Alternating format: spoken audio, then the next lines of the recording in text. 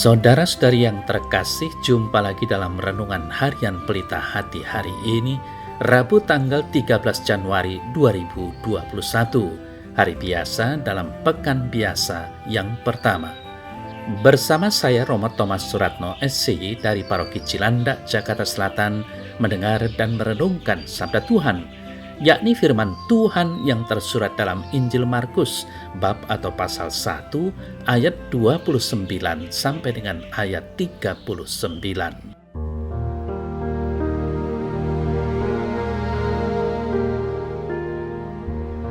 Sekeluarnya dari rumah ibadat di Kapernaum, Yesus dengan Yakobus dan Yohanes pergi ke rumah Simon dan Andreas.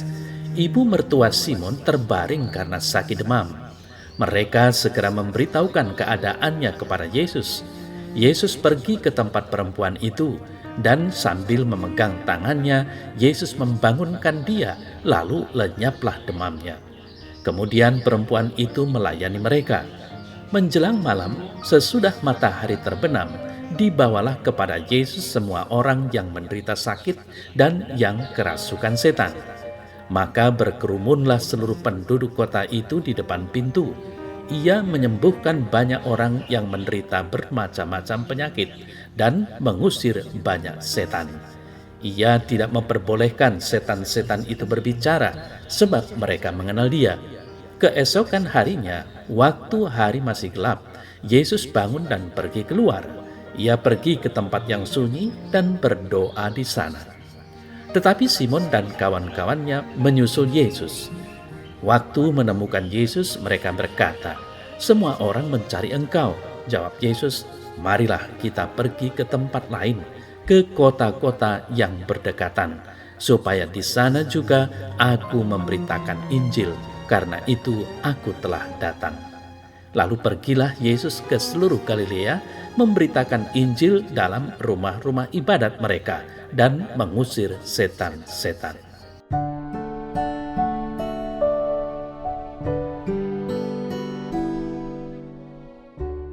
Saudara-saudari yang terkasih, seperti yang kita dengar tadi, Yesus pergi ke tempat perempuan itu, dan sambil memegang tangannya, Yesus membangunkan dia, lalu lenyaplah demamnya. Ibu mertua Petrus sembuh.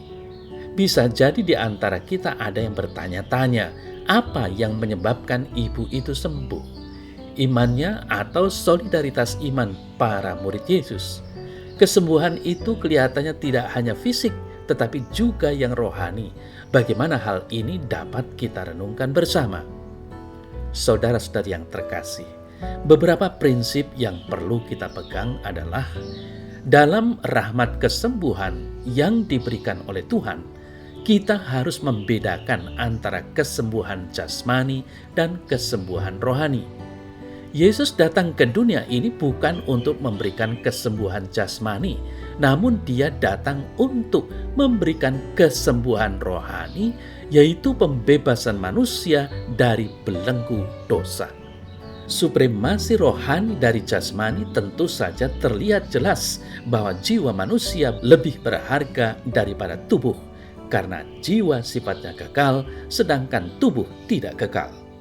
Kalaupun Yesus menunjukkan mukjizat kesembuhan jasmani, ini dilakukannya sebagai suatu tindakan untuk menyatakan bahwa Dia adalah Tuhan yang menjadi pemenuhan nubuat para nabi, Yesaya 35 ayat 6. Dan juga untuk mendukung pengajaran yang akan diberikan, seperti yang terjadi pada penggandaan roti dan ikan untuk menjelaskan tentang Ekaristi, Yohanes 6.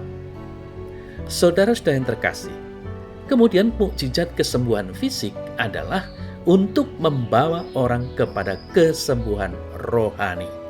Kalaupun seseorang mendapatkan kesembuhan fisik, maka orang tersebut juga akan meninggal. Kesembuhan fisik yang tidak membawa seseorang kepada Tuhan adalah tidak berguna. Kesembuhan rohanilah yang akan membawa orang ke surga. Dan inilah maksud utama dari inkarnasi, yakni memberikan kesembuhan rohani, yaitu dengan karya penebusan Kristus, sehingga berkat-berkat dicurahkan dan membuat orang mampu untuk berkata tidak terhadap dosa. Saudara-saudara yang terkasih, lalu apakah yang menyebabkan ibu mertua Simon sembuh? Diceritakan bahwa Yesus menyembuhkan ibu mertua Petrus karena diberitahu oleh Yakobus dan Yohanes. Di dalam Alkitab tidak diceritakan bahwa ibu mertua Petrus sembuh karena dia mempunyai iman yang teguh kepada Yesus. Itu sesuatu yang sangat masuk di akal, karena Petrus adalah murid Yesus, sehingga mungkin ibu mertuanya telah tahu atau mendengar tentang Yesus.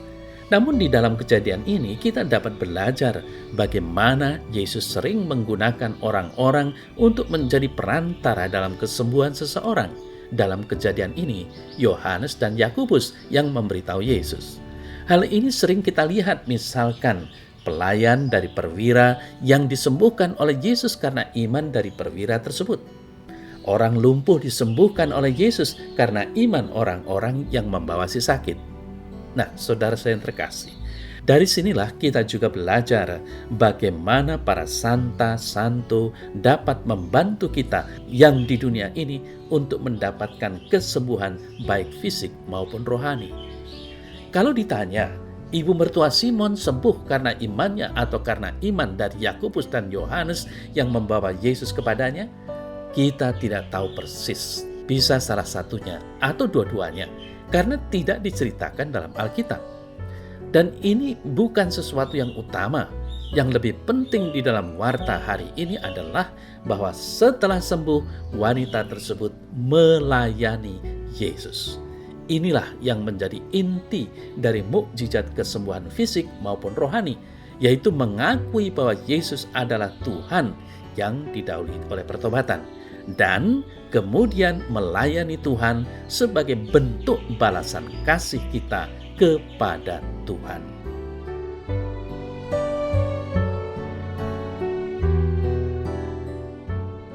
Dalam nama Bapa dan Putra dan Roh Kudus. Amin. Ya Tuhan Yesus, semoga banyak orang Kau jamah dan Kau tobatkan dengan tangan kuat kuasa-Mu, sehingga mereka mendapat kesembuhan dari-Mu, baik secara fisik jasmani maupun rohani.